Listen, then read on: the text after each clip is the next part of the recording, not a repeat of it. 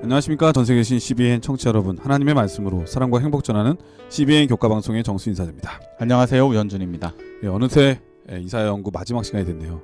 지난 한 기 동안 이사야 연구를 통해서 저는 많은 깨달음을 얻었습니다만은 특별히 이사야라고 하는 새로운 블루오션을 발견한 것 같아서 너무 기쁘고 행복한 시간이었다 생각이 듭니다. 목사님은 어떠셨나요? 그렇습니다. 사실 이사야 우리에게 굉장히 익숙하지만 사실은 1장부터 끝장까지 섬세하게 우리가 연구해본 경험은 그렇게 많지 않잖아요. 네. 이번 계기를 통해서 일맥상통한 이 앞에서부터 끝까지 쭉 연구하는 과정들을 통해서 우리에게 영적인 참 귀한 교훈들을 많이 얻었던 것 같고요. 제 개인적으로도 이 교과책은 좀 소장하고 두고두고 좀 자주자주 찾아보게 되는 그런 말씀이 되지 않을까 생각해 봅니다. 네, 거의 전 세계 모든 성도들이 같은 책을 가지고 같이 공부하니까 그것도 참 좋은데 이 이사야뿐만 아니라 성경을 매 교과 시간을 통해서 깨달음을 얻으니까 이 교과 시간이 너무나 소중하다는 생각 많이 들고 우리 믿음의 성장에 좋은 기회이다, 좋은 자양분이 된다, 그런 생각이 듭니다. 여러분들 꾸준히 계속 저희 방송 사랑해 주시고 애청해 주신다면 여러분 신앙에도 많은 도움이 되지 않을까 생각이 들고 우리 말씀을 준비하는 강사 목사님들을 위해서 많이 기도해 주시기를 간절히 부탁드리겠습니다. 아멘. 아울러 이 하나님의 말씀이 우리를 소성케 하는데요.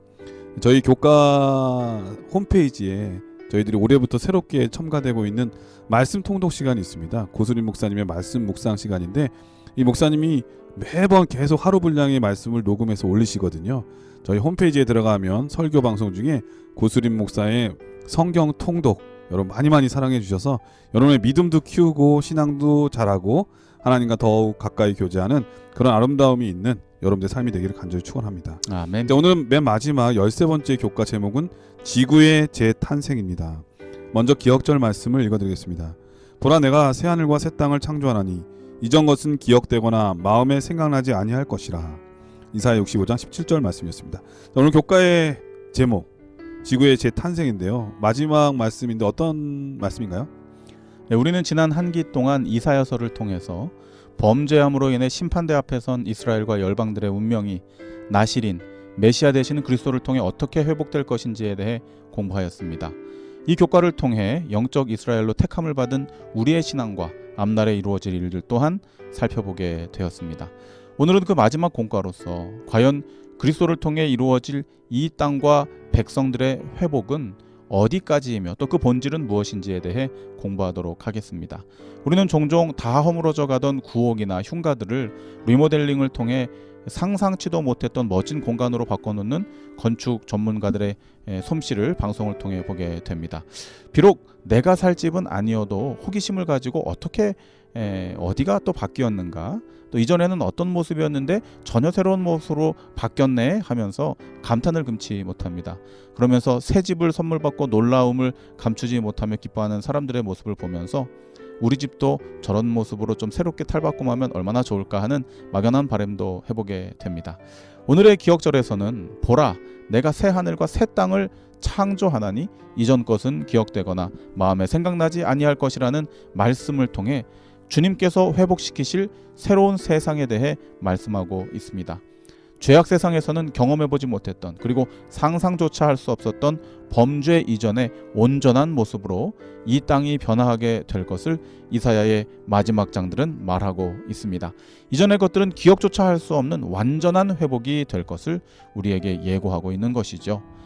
이번 기의 마지막 교과인 제13과를 공부하면서 과연 주님께서 회복시키실 새하늘과 새 땅은 무엇이 어떻게 바뀌게 될 것인지 두근거리는 마음으로 함께 살펴보도록 하겠습니다. 네, 요즘 부동산 값도 너무 올라가지고 저 같은 경우에는 집이 없는 사람이라 아쉬움이 컸는데 오늘 말씀을 통해서 새로운 용기와 위로와 희망을 얻을 것 같습니다. 말씀에 앞서 찬미 듣고 시작하겠습니다. 여기는 말씀의 방송 CBN 코리아입니다.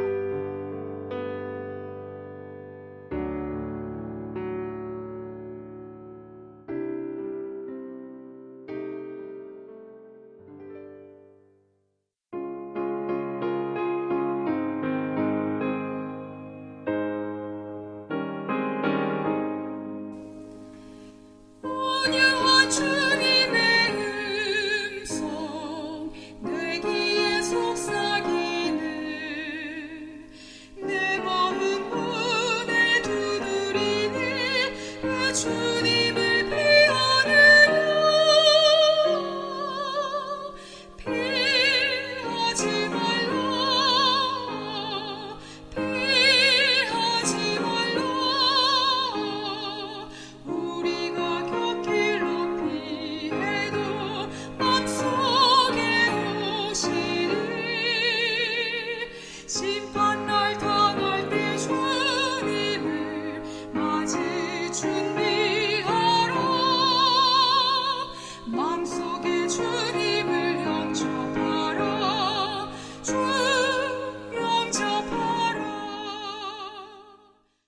예, 참미 잘 들었습니다. 일요일 소지는 새하늘과 새 땅이라고 하는 제목입니다. 어떤 말씀인가요?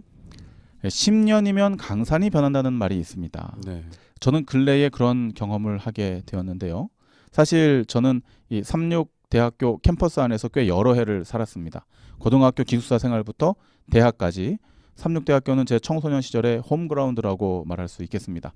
특별히 즐겨 찾았던 곳은 제가 이제 목사이니까 흔히 이제 기도의 동산을 생각하실 수 있겠지만 사실 우리의 핫플레이스는 이 학생들 주머니 사정에 맞게 싸고 맛있는 음식을 제공했던 후문 식당가가 아니었나 생각을 합니다. 저도 그 삼육대학 후문하면 그런 정겨움이 있어요. 먹거리의 그리움, 추억이 있고. 네. 네. 근데 지금은 많이 변했죠. 네. 많이 변했어요. 그 시절만 해도 그곳에서 이제 식사를 하고 조금만 아래로 더 내려가면은 그 남아있는 몇 동전들을 모아서 네. 1,000원, 2,000원 이렇게 하면은 이제 배밭에 그 먹골배. 상품 가치가 좀 떨어진 새가 파지, 쪼아 먹었거나 파지라 그러죠. 그걸 이제 한 봉다리 사가지고 검정색 비닐에. 네, 정말 이 평상에 앉아가지고 네, 맞아요. 칼이 없어가지고 껍질도 안 까고 그냥 쓱쓱 닦아가지고 배를 껍질째 이렇게 씹어 먹는데도 그 꿀물이 그냥 뚝뚝 떨어지고 얼마나 그 배가 맛있었는지 그때 기억이 아직도 좀 생생한 느낌이 별내 있습니다. 지역이 지금 다 아파트 단지로 변했지만 예전엔 다 비닐하우스였고 다 먹골배 배밭이었고요. 가수원이었죠. 네, 제가 배밭이었죠. 지금 그 말씀을 드리려고 하는 겁니다. 그런데 이제 대학을 졸업하고 20여 년이 지난 지금은 그때의 흔적을 찾아볼 수가 없는 거예요. 네. 제가 이제 그 IS에서 한 4년 공부하고 돌아와서 터만이 바뀌었어요. 그래서 이제는 어디로 찾아오라 별내 어디로 오세요라고 하는데 이제는 내비게이션 없이는 그 장소를 찾아갈 수가 없고 그다음에 그곳에서 다시 나올 때에도 어느 방향으로 가야 될지 모를 정도로 전혀 새로운 세상이 된 거예요. 제가 대학 다닐 때만 해도 그 밭은 정말 배밭과 비닐하우스가 잔뜩 있었고 차 한 대 이렇게 지나갈 만한 좁다란 길 이렇게 있었거든요. 그래서 그곳을 지나가면서 길을 잃으리라고는 상상도 못했는데 그렇게요. 정말 이 상상조차 할 수 없는 새로운 신도시가 생겨난 것을 보면서 순식간이에요. 네, 정말 많은 생각을 하게 됩니다. 이 일요일 교과는 이사야서 65장 17절에서 25절의 말씀을 통해서 우리가 살고 있는 이 죄악 세상이 전혀 새로운 것으로 탈바꿈하게 될 것이라고 예언해주고 있습니다. 과연 그 새로움은 어떤 수준의 변화를 말하는 것일까요? 그러니까 이건 신도시 수준이 아니겠죠. 네, 얼마나 변하기에 성경은 이전 것은 기억되거나 마음에 생각나지도 않을 것이라고 말씀하는 걸까요? 저는 별내 신도시가 들어왔지만 아직까지도 마음속에는 먹골배 그 밭이 마음에 생각이 난단 말이죠. 좋았으니까. 네, 그런데 하늘은 이 땅에 있는 죄악 세상은 그렇게 좋은 세상은 아니었으니까요. 기억하는 게 오히려 더 아픔이겠죠. 네, 정말로 이전 것은 기억되거나 마음에 생각나지도 않을 이 변화.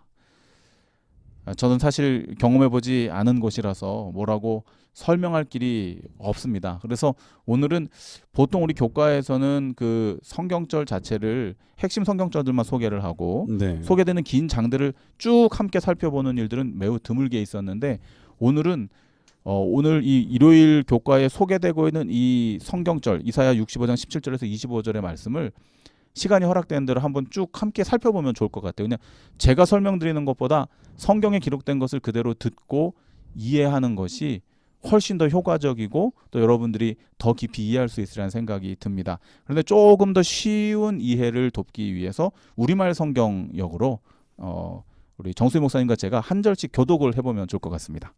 보라, 내가 새 하늘과 새 땅을 창조할 것이니 이전 일은 기억나지 않을 것이고 마음에 떠오르지도 않을 것이다. 그러니 내가 창조하는 것을 기뻐하고 영원히 즐거워하라. 보라, 내가 예루살렘을 기쁨의 성읍으로 창조하고 그 백성을 즐거움의 백성으로 만들겠다. 그래서 내가 예루살렘을 보고 기뻐하고 내 백성을 보고 즐거워할 것이니 울음소리와 절규가 그 안에서 더 이상 들리지 않을 것이다. 거기에는 며칠 살지도 못하고 죽는 아기가 더 이상 없고 제명을 다하지 못하고 죽는 노인도 없을 것이다. 100세에 죽으면 아주 젊을 때 죽었구나 하고 100세도 채우지 못하고 죽으면 저주를 받았다라고 말할 것이다. 사람들마다 자기가 지은 집에서 살고 자기가 심은 포도원에서 열매를 따먹을 것이다. 자기가 지은 집에 다른 사람이 살거나 자기가 심은 것을 다른 사람이 먹는 일은 없을 것이다. 내 백성은 나무처럼 오래 살겠고 그들이 손수 만든 것을 다를 때까지 쓸 것이다. 그들은 헛고생을 하지 않을 것이고 불행의 씨앗이 될 자식은 낳지 않을 것이다. 그들은 여호와께 복받은 백성이 되고 그들과 그 자손도 그렇게 될 것이다. 그들이 부르기 전에 내가 대답하고 그들이 아직 말하고 있을 때 내가 들어주겠다. 늑대와 어린 양이 함께 풀을 뜯고 사자가 소처럼 집단을 먹으며 뱀이 흙을 먹을 것이다. 그들이 내 거룩한 산 어디서나 서로 해치거나 죽이는 일이 없을 것이다. 여호와께서 말씀하셨다. 네. 너무 읽으면서 상상이 되고 이렇게 많은 부분들을 묘사하지는 않았지만은 부분들에 이렇게 묘사된 특징들을 보면서 정말 하늘나라 꼭 가보고 싶다. 과연 어떤 곳일까? 상상조차 할 수 없는 그곳이 주님께서 우리를 위해 예비하신 곳이구나라고 하는 생각을 하게 되는 귀한 약속의 말씀인 것 같습니다. 하늘나라를 우리가 이해하기 어려우니까 우리 인간이 이해할 수 있는 범위 내에서 얼마나 아름다운 곳인가를 그리고 얼마나 평화로운 곳인가를 그렇게 표현해 주신 거겠죠. 네, 맞습니다. 저는 이번 일요일 교과에 소개된 이사야 65장 17절에서 25절의 이 말씀 중에서 몇 가지 중요한 단어들을 좀 살펴보고자 합니다. 일단 이 말씀 속에서 주목해야 될 첫 번째 단어는 창조라는 것입니다. 세상을 처음 만드셨을 때 기록되었던 그 단어가 그대로 사용되고 있는 것이죠. 이것은 무엇을 의미합니까? 건물로 예를 들자면 건축물을 리모델링하는 수준이 아닌 신축을 한다는 말이겠죠. 그렇습니다. 우리가 이전 것을 기억하지 못하게 되는 것은 바로 이전의 것들이 모두 사라지고 새로운 창조가 있게 될 것을 우리에게 알리고 있는 것입니다. 새 땅에서는 이 천연계와 만물들만 새롭게 바뀌는 것이 아닙니다. 우리를 포함해서 우리 자신들을 포함해서 그 안에 모든 주거 환경과 사회 시스템들도 새로워지는 것을 의미하고 있습니다. 인간의 힘으로 어떻게 할 수 없었던 죄의 결과들이 모두 사라지게 되는 것이죠. 울 일도, 아플 일도, 죽음으로 이별할 일도 전혀 없는 것입니다. 집이 없어서 서러웠던 일들도, 취직이 안 돼서 안타까웠던 일들도, 도둑을 맞거나 사기를 당해서 속상했던 일들도 그곳에서는 찾아볼 수 없는 것입니다. 이 마지막으로 주목해 볼 단어는 바로 여호와의 말씀입니다. 이 약속은 다름 아닌 이미 천지를 창조하셨던 우리 주님으로부터 직접 받은 말씀이라는 것이죠. 제가 처음 목회를 나왔을 때 심호하던 교회의 주변이 당시 뉴타운이라고 하는 서울시 도시계획 사업에 포함되어서 곧 재개발이 될 것처럼 온 마을이 시끌벅적했던 때가 있습니다. 그런데 안타깝게도 20년이 지난 지금까지도 사실 그 동네는 그 모습 그대로 남겨져 있거든요. 취소됐나 봐요. 취소된 건지 계속 연기가 되는 건지 모르겠습니다. 20년이 이렇게 흘렀다는 것은 뭐 거의 근데 실행되지 않는 사업이라고 봐야 되겠죠. 그 주민들은 얼마나 힘들었겠습니까? 네. 20년 동안 그 기대감을 갖고 살았는데. 네, 그렇습니다. 그래서 왜 이 20년 전에 설정된 이 뉴타운이라고 하는 것이 왜 실행이 되지 않는가? 그 이유는 딱 한 가지입니다. 이 정해진 기간에 따라서 시장들이 바뀌고 또 행정자들의 정책이 바뀌다 보니까 그 약속이 이행되지를 않는 것이죠. 세상의 약속은 그럴 수 있습니다. 그러나 오늘 이사야서 65장에 약속된 새 하늘과 새 땅에 대한 약속은 이 세상에서의 인간적인 약속이 아닌 것입니다. 천지를 창조하시고 온 우주를 유지하시는 하늘아버지께서 친히 말씀하시는 것이죠. 보라, 내가 새 하늘과 새 땅을 창조하나니 이전 것은 기억되거나 마음에 생각나지 아니할 것이다. 저는 이 약속을 굳게 믿습니다. 그리고 이 새 땅에 꼭 들어가고 싶습니다. 이 일이 이제 곧 이루어질 것입니다. 우리 모두 재창조될 새로운 세상의 주인공으로 준비되는 오늘 하루의 삶이 되시기를 기도드립니다. 예, 1월 소지는 새 하늘과 새 땅이라고 하는 제목이었는데 사실은 너무나 아름답고 좋은 것도 우리의 말로 다 표현하기가 어려울 때가 많거든요. 그럴 때는 그래도 그나마 가장 이해할 수 있는 단어나 언어로 또 표현력으로 하기 마련인데 아마 성경의 말씀이 그런 것이 아닌가 생각이 듭니다. 그래서 이제 저는 사람들이 하늘나라에 대해서 물어보면 저도 가보지는 않았지만 우리가 생각하는 것보다 항상 그 이상이다. 그것만 기억하면 된다. 라는 말씀을 자주 드리는데 우리가 하늘나라 가서 정말 얼마나 좋은지를 경험하고 감탄하는 그 자리에 꼭 있게 되기를 간절히 축원드립니다. 월요일 소지는 거룩한 자석이라고 하는 제목인데요. 어떤 말씀인가요? 우리는 왜 새 하늘과 새 땅에 가고 싶은 것일까요? 왜 구원을 받아야 하는 것일까요? 무엇이 우리의 마음을 끌고 있습니까? 고통이 없고 슬픔이 없는 평화로운 환경이 우리의 마음을 움직입니까? 영원히 죽지 않는 영생이 우리의 마음을 차지하고 있나요? 12가지 생명과와 영원히 목마르지 않을 생명수가 우리의 주목을 끌고 있습니까? 우리가 잘 아는 어린이 찬양의 가사를 생각해 보게 됩니다. 면류관 쓰네 내 아버지 집, 면류관 쓰네 내 아버지 집, 면류관 쓰네 내 아버지 집, 거긴 기쁘다. 흰옷을 입네 내 아버지 집, 또 검은 곳 타네 내 아버지 집, 거긴 기쁘다. 네, 어렸을 때 정말 교회에 갈 때마다 많이 불렀던 찬미인 것 같습니다. 예, 성경학교 특별히. 그렇습니다. 네, 노란 면류관 면류관 쓰고요. 쓰고. 맞아요. 예, 어린 시절부터 불렀던 이 찬양이 우리로 하여금 우리가 왜 하늘나라에 가고 싶어 하는가, 하늘나라가 왜 우리에게 기쁨인가에 대한 이유를 말해주고 있습니다. 면류관 때문일까요? 흰옷 때문일까요? 아니면 검은 곳 하며 즐기는 것 때문일까요? 네, 또 한나라를 묘사할 때 뭐 거리는 다 금거리고 기둥은 또 12진주 보석으로 돼 있고, 사실 그런 보석 때문에 거길 간다면 실망할 거예요. 왜냐하면 너무 흔하기 때문에 그건 보석이 아닐 거예요. 그렇죠? 맞습니다.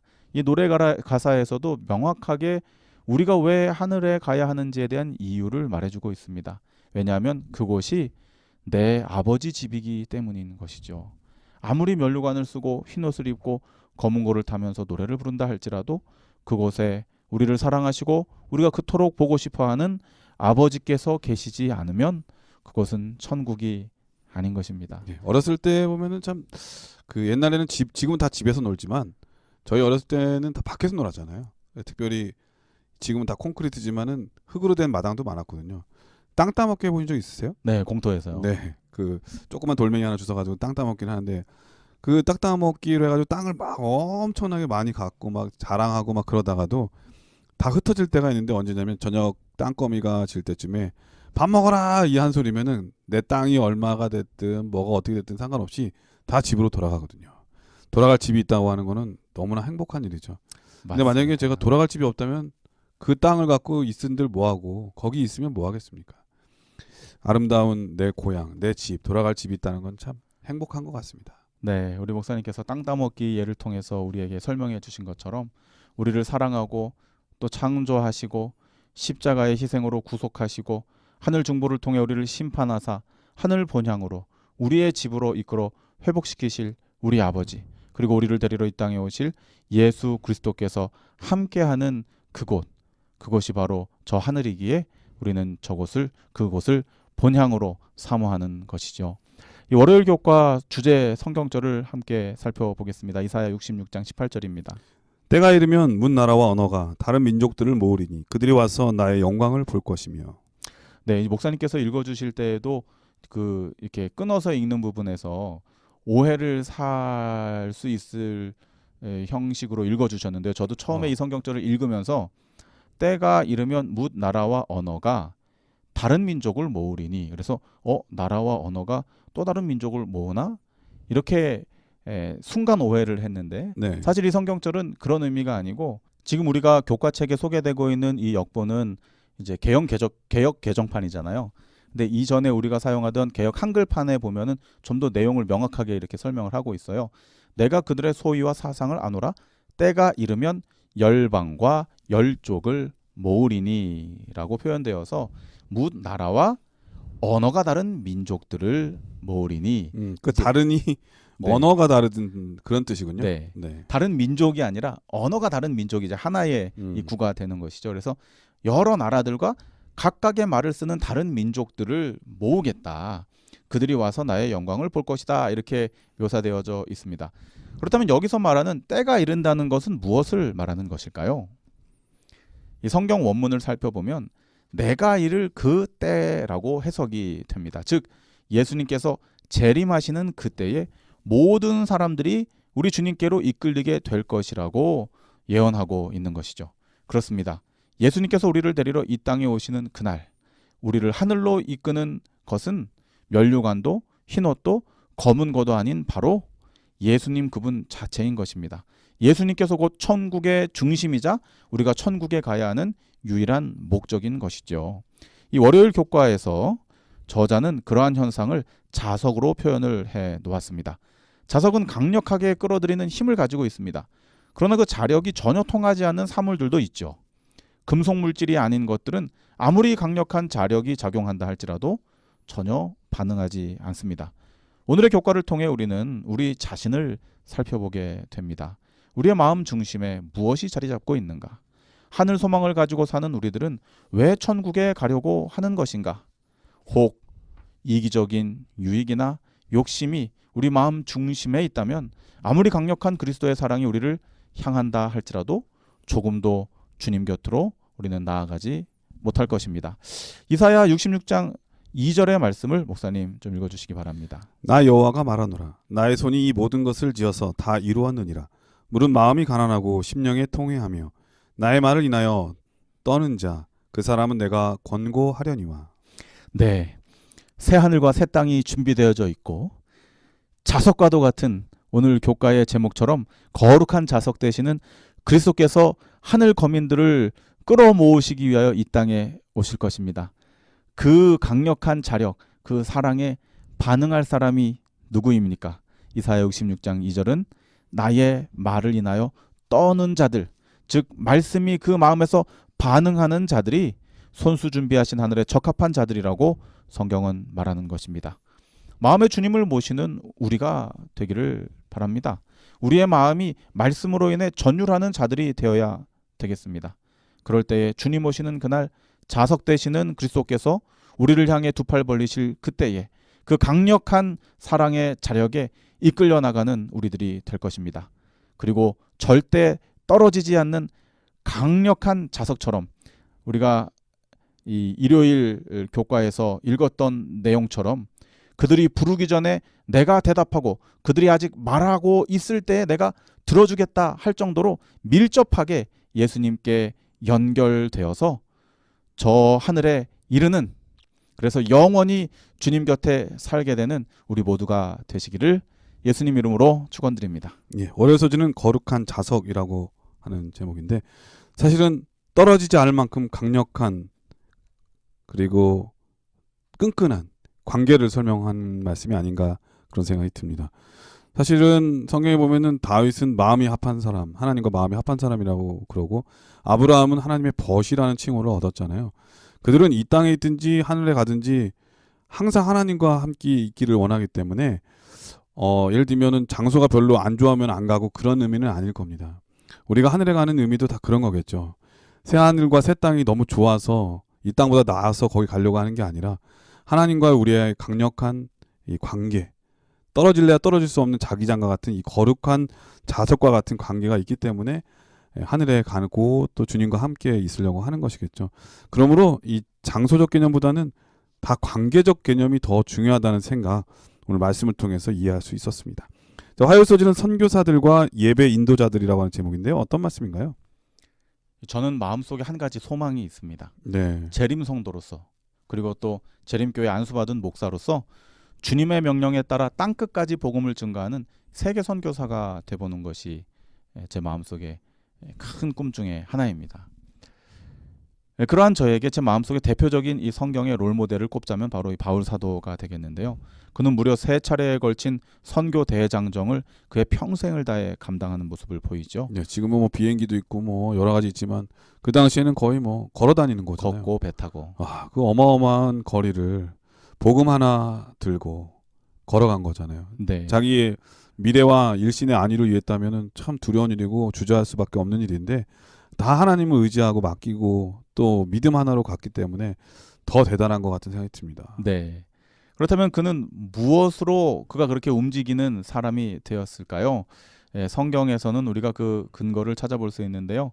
우리가 모두 알다시피 그는 모든 족속으로 제자를 삼으라는 그리스도의 대사명에 순종하였고 또 땅끝까지 이르러 내 증인이 되라는 예수님의 명령을 그의 삶을 통해서 실제적으로 실천하고 감당한 선교사였던 것이죠. 그런데 오늘 교과를 통해 우리는 그 대사명과 선교 명령이 신약에 소개되기 이전에 이사야서에 이미 기록되어져 있다는 사실을 발견하게 됩니다.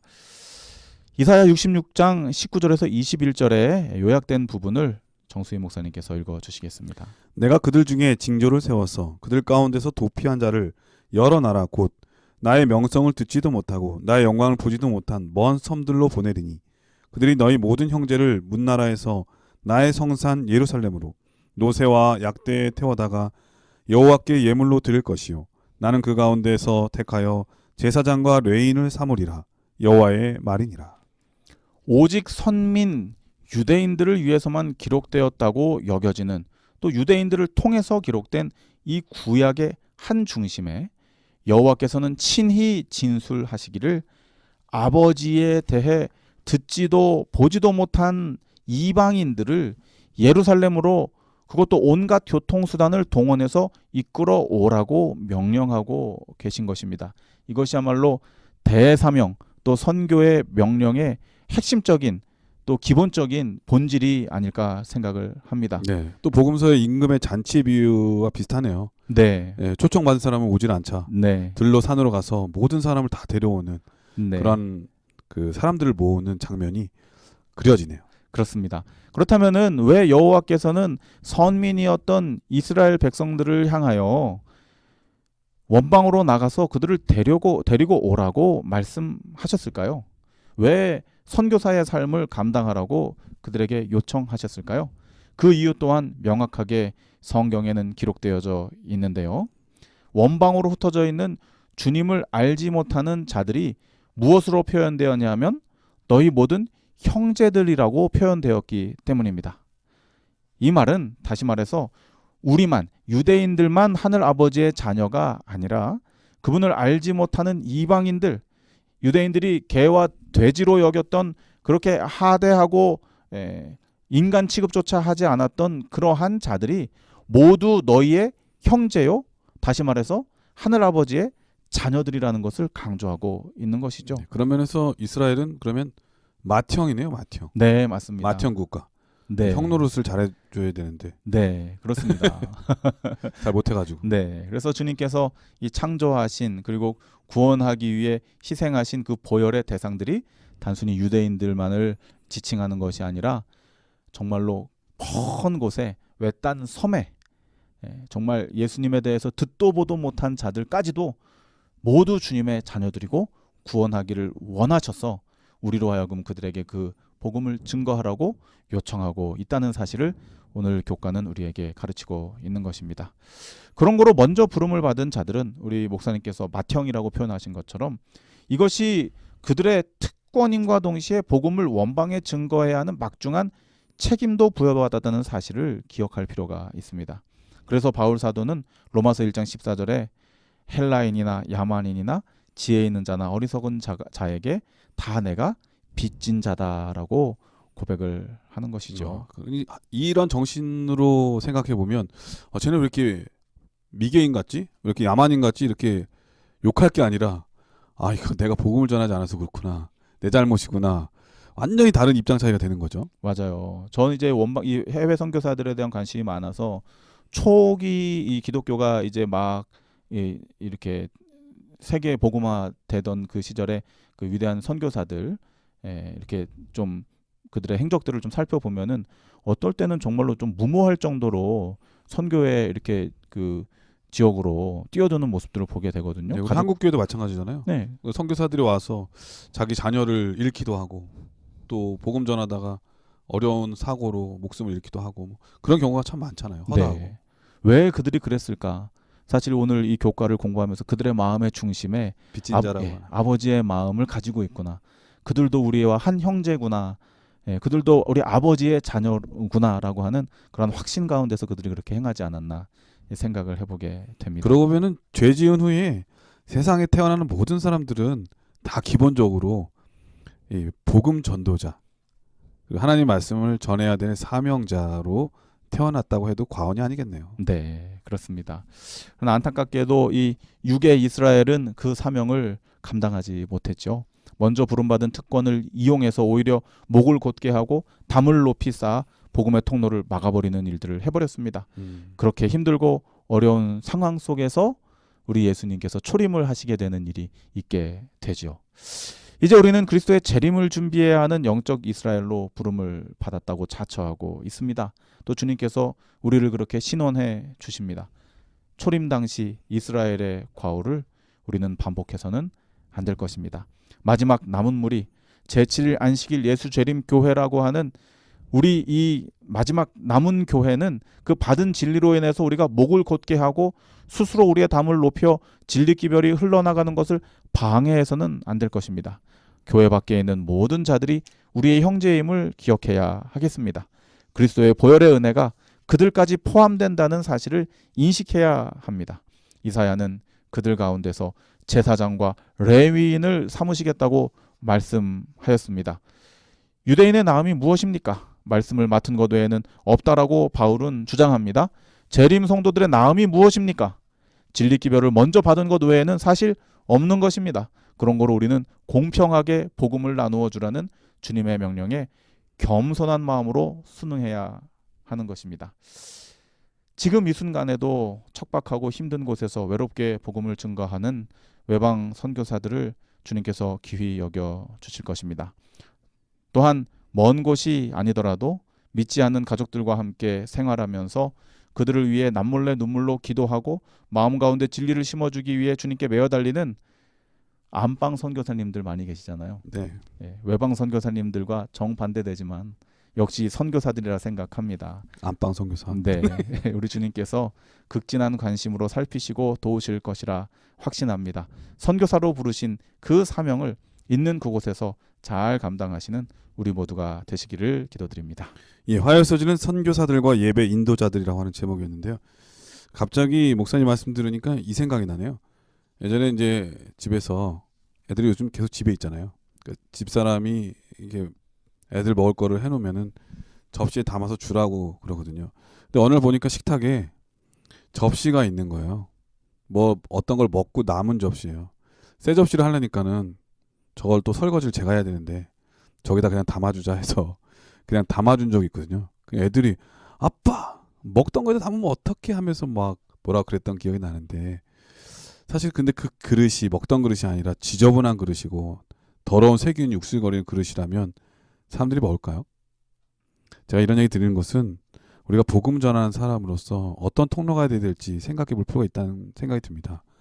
우리는 사람들에게 선한 이웃이 돼야 될 것 같아요. 깨끗한 이유. 네, 복음을 들고 있는 사람으로서 그들이 정말 매력적으로 보이게 그리고 함께 공유하고 싶은 그런 복음의 진리. 그런데 나는 그런 모습으로 살지 못하면서 말로만 하면은 사람들이 오히려 꺼려하고 싫어할 수도 있죠. 그래서 우리는 항상 복음을 전하는 사람으로서 비친 자의 마음으로 선한 이웃이 돼야 되겠다라는 생각을 갖는 우리 모두가 돼야 되겠다는 생각이 듭니다. 그럼 여기서 찬미 한 곡 들으신 다음에 계속해서 수요일, 목요일 소지를 공부하도록 하겠습니다. 여기는 말씀의 방송 CBN 코리아입니다.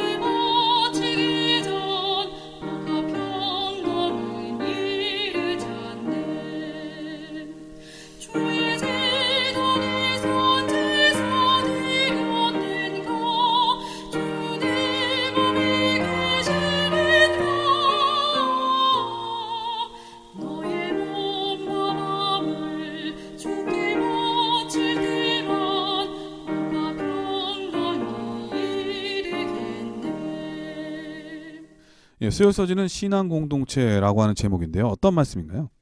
일요일 교과에서 잠깐 이야기를 나누었듯이 새 하늘과 새 땅은 단순히 환경만 새로워지는 것이 아님을 우리가 이미 알게 되었습니다. 수요일 교과에서는 새로워진 세계 질서라는 표현을 통해 모든 사회 시스템이 완전히 새롭게 될 것이라고 이야기합니다. 교과서 184쪽의 이야기입니다. 하나님의 새로운 세계 질서에서 이방인들은 하나님의 백성에 합류할 뿐 아니라 유대인들과 동등한 동역자들로서 통합적인 신앙 공동체의 왕 같은 제사장들이 될 것이었다. 따라서 유대인과 이방인을 구별하는 것은 기능적으로 의미가 없게 될 것이었다. 네. 새로운 세계 질서에 대해서 소개하고 있는데요. 유대인과 이방인들이 별다른 차이가 없게 되는 일들이 있을 것이다 라고 이야기를 하고, 그것이 오늘 교과의 이 수요일 교과의 제목처럼 그것이 신앙 공동체의 특징이다라고 이야기를 하고 있습니다. 그런데 목사님, 뭔가 이 문장에서 시제가 조금 네. 독특하지 않습니까? 새 하늘과 새 땅에 대한 것을 설명하기에는 시제가 잘못됐잖아요. 그러게요. 이미 돼 있는 것처럼. 네, 과거형으로 되어져 있잖아요. 그리고 좀 더 살펴보면 그렇습니다. 이 말씀은 한 걸음 더 나아가서 이 새로운 세계 질서가 예수님 재림 이후에 천국에서 이루어지기 이전에 이미 예수님 초림을 통해서 이 땅에서부터 실현된 사건임을 성경은 말하고 있습니다. 예수님께서는 벌써 보여주셨잖아요. 네. 그분은 누구와도 다 차별 없이 친구가 되어주시고, 심지어는 죄인의 친구가 되어주시기도 하고 그러죠. 네. 사람들이 꺼려하고 싫어하는 사람은 오히려 만나러 나가시기도 하시고. 맞습니다. 뿐만 아니라 예수님께서만 그렇게 하신 것이 아니고 제자들과 사도들에게도 그렇게 하라고 명하셨죠. 갈라디아 3장 28절 29절의 말씀입니다. 너희는 유대인이나 헬라인이나 종이나 자주자나 남자나 여자 없이 다 그리스도 예수 안에서 하나이니라. 너희가 그리스도께 속한 자면 곧 아브라함의 자손이요 약속대로 유업을 이을 자니라. 네. 그러나 이 놀라운 세계 질서는 주님께서 이미 이 땅에서 선포하셨고 실행하셨고 제자들에게 또 사도들에게 교회 내에서 실현되도록 명하셨지만 사실 이 땅에서 올바로 구현되고 있지 못한 형편을 보게 됩니다. 더더욱이 교회 내에서 여전히 불평등함으로 인해 불화와 탄식의 소리들이 터져나오는 모습을 우리는 왕왕 보게 되는 것이죠. 새하늘과 새 땅에 적합한 자가 되려면, 그리고 그 하늘 공동체의 신앙 공동체에 적합한 자가 되려면 우리는 어떠한 사람이 되어야 될까요? 새하늘과 새 땅이 우리에게 주어졌다면 역시 그 마음과 생각, 우리의 생각과 사상까지도 새로운 세계 질서에 순응할 줄 아는 사람들로 변화되어야 할 것입니다. 주님 앞에 만인이 하나임을 기억하고 겸손한 마음으로 남을 높이 여기며 존중하고 사랑을 나눌 때 우리는 이 땅에서부터 새하늘과 새 땅의 은혜를 누릴 수 있는 하늘의 신앙 공동체의 삶을 경험하게 되는 것입니다. 그러한 일들이 우리 가정과 교회와 또 내가 속한 사회 내에서 일어나게 되기를 예수님 이름으로 축복드립니다. 예, 수요서지는 신앙 공동체라고 하는 제목인데 이런 얘기가 있었잖아요. 예전에 안식일날 구호처럼 말씀하셨던 게 기억이 나는데, 하늘에서 만날 사람 이 땅에서 미리 만나 반가워요. 그런 인사를 한 적이 있었어요. 기억나시나요? 네, 네, 네, 하늘에서 만날 사람 이 땅에서 미리 만나 반가워요. 네. 그것은 이 땅에서 미리 천국을 경험하자고 하는 그러한 구호일 것이라는 생각이 듭니다. 네. 우리가 하늘에서 변치 말아야 될 게, 다 변해도 변치 말아야 될 게 있다면 바로 관계겠죠. 하나님과 우리와의 관계. 네. 그 사랑이라고 하는 모티브가 정말 중요한데요. 네. 그러므로 이 신앙 공동체 안에서 이것들을 실현할 수 있는 가장 좋은 곳이 있다면 우리의 교회들이겠죠. 네. 이러한 교회에서 예수님의 정신을 우리가 실천함으로 이 신앙 공동체에서 천국을 미리 맛보아서 하늘을 소망으로 간직하며 가고 싶다고 하는 열망을 갖게 되는 그런 아름다운 신앙 공동체가 여러분의 교회가 되기를 간절히 축원합니다. 목요일 서지는 너희 자손과 너희 이름이 항상 있으리라 라고 하는 제목인데요. 어떤 말씀인가요? 네, 드디어 우리가 이제 이 이사야서의 연구 13과의 마지막 교과를 오늘 다루게 될 목요일 텐데요. 서지까지 하니까 우리가. 네, 이사야 66장 22절에서 24절에 나와 있는 너희 자손과 너희 이름이 항상 있으리라라고 하는 말씀을 우리가 마지막으로 공부를 하게 됩니다. 참 감격스럽습니다. 이 교과를 공부하면서 몇 년 전에 제가 경험했던 한 일을 추억해 보게 되었습니다. 몇 년 전에 어린이들을 인솔해서 필리핀에 있는 천명 선교사 훈련원에 선교사 교육을 다녀온 적이 있었습니다. 도착하자마자 선교사 파송탑이라고 해서 우리 교회 진암이나 네네. 아니면 이제 교회에 매 기마다 오는 마라나타라고 하는 그 천명 선교지 소식지에 보면은 항상 그 표지에 선교사들이 파송될 때 이렇게 탑이 있어요. 파송탑이라고. 감사하게도 저도 가본 적이 있어가지고. 아, 네네. 본관에서 조금만 내려가면 되잖아요. 네네. 거기에 이제 지구본이 이렇게 있고 그 위에 새천사 이렇게 형상이 이렇게 새겨져 있는 그 파송탑이 있는데요. 도착하자마자 이 선교사 파송탑 앞에서 이제 우리가 기도를 드리고 단체 사진 촬영을 할 때였습니다. 그런데 한 아이가 상기된 모습으로 제 손을 잡고 파송탑 안쪽으로 이끄는 것이었습니다. 그곳에는 제1기부터 현재까지 파송된 선교사들의 이름이 동판에 양각되어져 있었습니다. 네. 그리고 1기생들 중 한 중간에 두 이름을 손가락으로 가리키면서 이 친구가 목사님, 우리 아빠, 엄마예요. 이렇게 얘기를 하는 거예요. 이 소녀는 너무나도 자랑스러워하면서 수십 년 전에, 한 20여 년 전이 되겠죠. 부모가 파송되었던 그 현장에 이제는 자신이 어린이 선교사로 서 있다는 감격과 자부심을 저에게 알리고 싶었던 것입니다. 부모님이 선교사 출신이셨군요. 네네.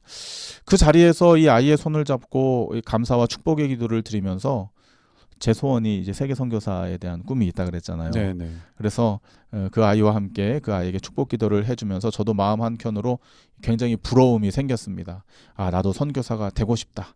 내 이름도 여기에 남겨져 있었으면 참 좋겠다. 그리고 내 사랑하는 자녀들도 내 뒤를 이어서 선교사라는 이름으로 이곳에 기록되면 얼마나 좋을까라고 생각했던 그 추억을 갖게 됩니다. 근데 목사님 하나 기억해야 될 게 있다면, 네. 목사님 몸은 지금 한국에 계시지만 네. 목소리는 해외로 나가고 있어요. 아, 그래요? 네, 네, 그렇네요. 네, 세계 선교를 하고 있죠. 감사합니다. 네, 그러니까 우리가 지난번 프랑스 파리에서도 복음 전하는 분이 사연도 보내주시고, 네. 미국 테네시에서도 보내주시고, 캘리포니아에서 보내주시고, 전 세계 많은 분들이 저희 방송을 듣고 또 아마 희망과 용기를 얻으시고 위로와 또 하나님의 말씀으로 은혜를 받는 게 아닌가 그런 생각이 드네요. 아, 네. 미처 생각지 못했는데. 네, 목사님 엄청 큰 일 하고 계시죠. 아, 네. 감사합니다. 부족한 저를 이렇게 사용해 주신 하나님께 감사를 드리고 또 매주마다 또 즐겨서 이 방송을 들으시면서 함께 참여해 주신 우리 CBN 청취자님들께서 정말 감사를 그런 것 드립니다. 너무 감사드립니다. 이 자리를 빌어서 제 마음도 정말 한결같이 변함없는 거는 감사한 마음. 하나님께도 감사하고 우리 청취자분들께도 너무 감사하다는 말씀을 꼭 드립니다. 네. 우리가 하늘의 이름이 꼭 정말 그 자리에 있어야 될 것 같아요. 네. 감사합니다. 다시 좀 본론으로 돌아와서요. 이 명예로운 자리에 내 이름이 기록되어 있다는 것은 매우 영광스럽고 기쁜 일이 아닐 수 없습니다. 그런데 대를 이어서 내 자녀들까지 그곳에 기록이 된다면 얼마나 더 감격스러운 일이 될까요? 이 땅에서 안식일 준수자로 살면서 재림성도로 살면서 우리들 바깥 세상에서 말하는 안식교도로 살면서 세상적으로 이름을 알리며 유명해지기란 쉬운 일이 아닐 것입니다. 이 많은 재림 청년들이 세상에서의 출세와 안식일 준수에 대한 문제로 갈등하는 것이 오늘날의 현실이고 또 사실이지요.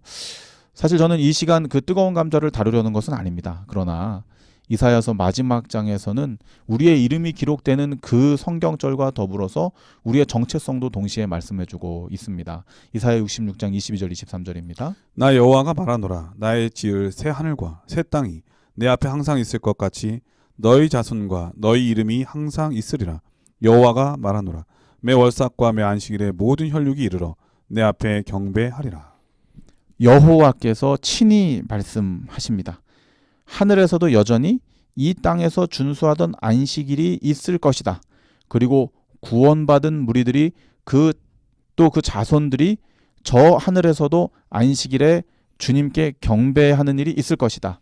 이 땅의 어느 유명한 곳에 이름이 새겨진다 할지라도 저 하늘에 우리의 이름이 없다면 그것이 무슨 의미가 되겠습니까? 그러나 이 땅에서는 우리가 이름도 없이 빛도 없이 살아간다 할지라도 주님 말씀 순종하며 맡겨진 사명을 다하다가 저 하늘에 이르러 우리와 우리 자녀들의 이름이 하늘 아버지 앞에 영원히 기록되어 있다는 사실을 우리가 보게 된다면 그보다 영광스럽고 감사한 일이 또 어디 있겠습니까?